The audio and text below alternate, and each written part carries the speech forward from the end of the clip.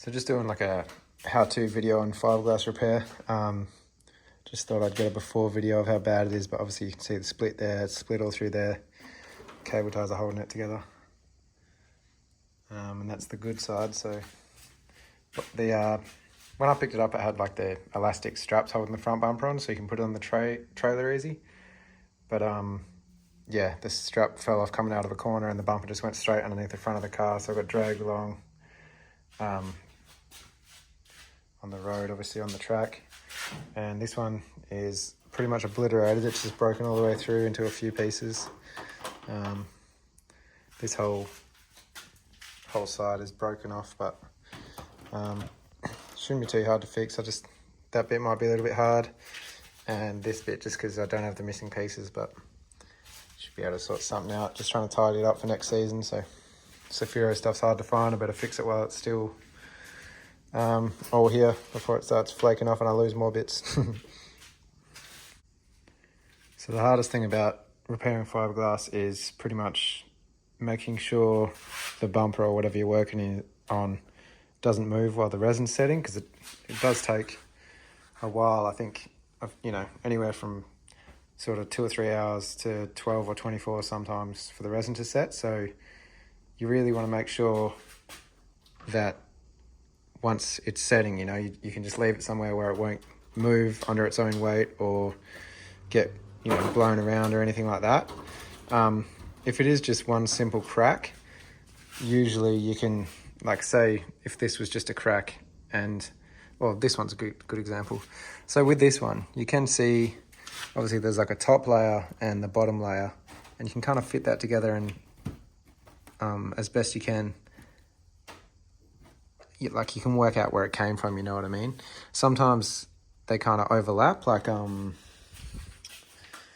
know if I can show you any examples, but yeah, so this one would have to go under that one, but this one would have to go under this one, just because of the way it's broken. So once you figure all that out and get it back fitting where it was, if it is just a crack, you could just tape over that, make sure it's not going to come off, and then kind of grind the back of it out and then just lay the glass in the back.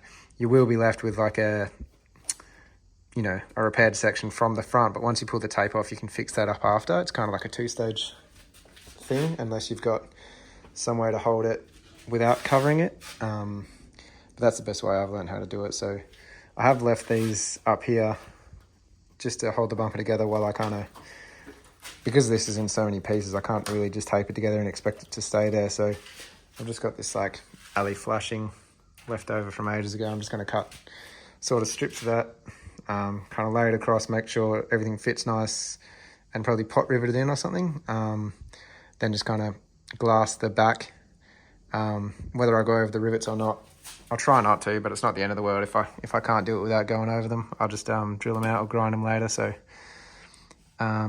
yeah, I'm just going to pretty much rivet it all together from the front, then grind the back out and lay the glass in the back. And that way I won't be worried about it moving while the resin's setting and the bumper will still be the same shape. So, all right, so I'll finish up all the little just alley plates holding it together. This one's on the inside just because the outside there is broken, so I need something to lay the glass onto to retain its shape, sort of thing, whereas everything else is on the back. That way I can really load up the back and you don't have to be too fussy with how thick you make it or anything, because obviously you don't see the back, whereas on the front, if you go too thick, it's a bit of a pain. Obviously you have to sand it off, one, and two, by the time you sand it back flush, you know what I mean, if it's like a crack like that, if you sanded this bumper flush after you've put glass on it, you'll have pretty much nothing left. So the only reason that's there is obviously to fill the gap, and then I'll sand it down to suit. And I will glass it from the back after that as well. So I did play around a little bit just with the rivets and stuff, put them in the wrong way, and then I figured it'd be better to put it this way. That way I can sand, obviously, the fiberglass a lot easier than if these are sticking out, sort of thing. I couldn't fit the rivet gun in a couple like this one, but just did my best. But yeah, rule number 1, sand it always. I always see fiberglass repairs that have just been laid over the resin that's already dried, and that's a pretty smooth surface, you know, so that's where you get the, if you've ever seen fiberglass with a layer peeling off, that's probably what's happened. Someone's just fiberglass straight over the existing resin without sanding it or anything, so it can't bond. So yeah, next step, sand it all. Everywhere you're gonna put new matting down. Always go a little bit further than you think, because the more area you've got, the stronger it is. Obviously it ties it all together. So I'll get stuck into sanding it down and laying the glass in, and then I can leave it like this until it's all set and show you the next process, which will be obviously taking the plates off once the glass on the inside is dry and holding its place. You can take these plates off, do my best to get the rivets out. Worst case, the heads might be stuck under the fiberglass matting on the inside, but I'm not really fussed about that. Yeah, but then once the back is done and cured, I'll take these off and fill in the low spots, like the cracks and stuff, with fiberglass probably. But again, don't want to build it up too much because it's just more work. So I'll build up the spots in between the cracks, and you know, maybe all the little holes and stuff with fiberglass if I can. And then after that, I'll probably just use like a fiberglass bulb just to fill in all the little imperfections, and it's a lot easier to work with than actual matting and resin. So Alright, so always wear your mask when you're doing dusty shit, obviously. Don't want to breathe it in. Mine still smells like paint. I don't think I've used it in a few years, but it's better than nothing.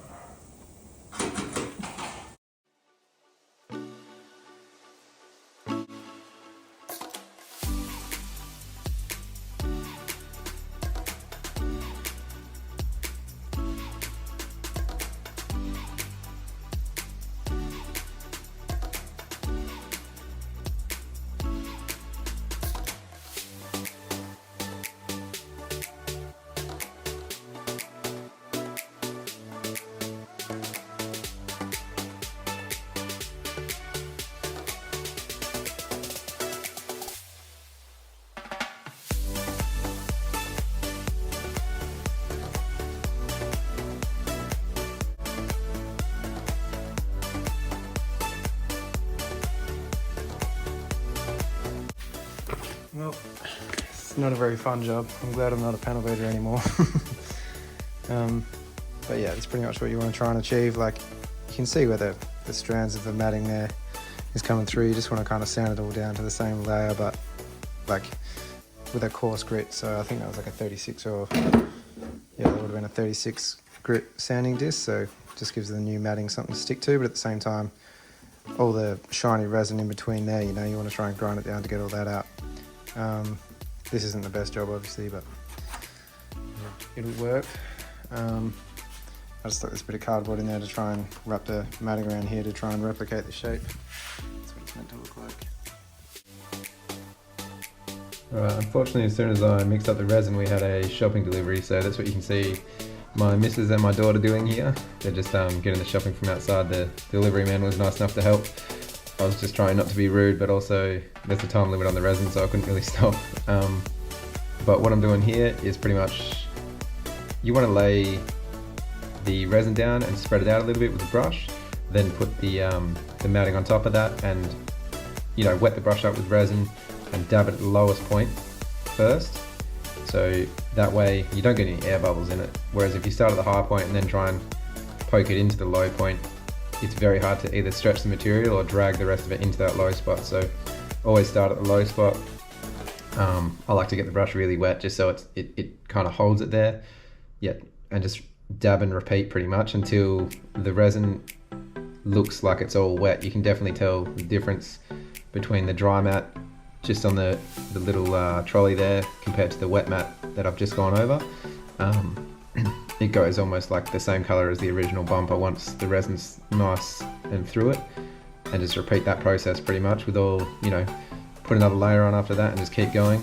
I did actually struggle a little bit there. The resin went off a lot quicker than I was expecting, so it made it very hard because it was, you know, getting real thick and tacky, which meant when I dabbed the matting, it was pulling the matting back away, and it was very hard, especially in a tight area with a big brush. But I ended up using it all as quick as I could, and then just mixing up another batch to use the rest of the matting. it didn't work out too bad. A couple of things I could have done easier would have been cut up smaller strips of the matting, just because this stuff doesn't rip apart as easy as I'm used to. So smaller parts would have been a lot easier to pack into the tighter areas, but it didn't turn out too bad considering. I'm pretty happy with that product. It seems a lot stronger than the stuff I'm using, but obviously time will tell. If I, have another little collision, I'll be able to tell whether the repair brakes or the original fiberglass brakes. But yeah, all in all, it went pretty good. I definitely could have prepared myself a little bit better by getting a couple of brushes and probably mixing up a little bit less resin in hindsight, but I didn't think it would go off that quick, so yeah.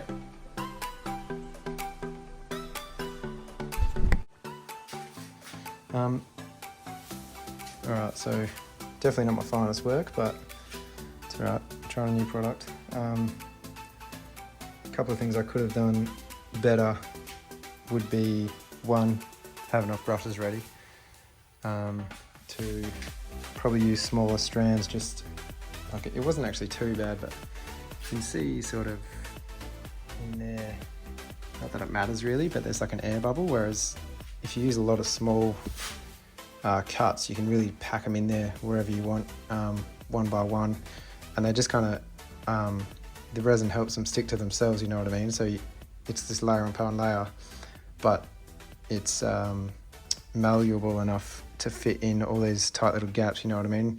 If you can imagine putting like a sheet over that and then trying to push it in, it's going to want to pull all this with it.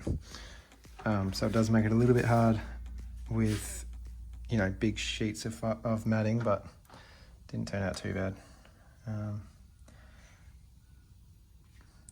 It definitely looks a lot thinner than the other stuff I've used, but I did put a fair few layers on there, so I think it should be strong enough. Now we're just going to let that dry, which shouldn't actually be too long, being that the resin's already half gone off.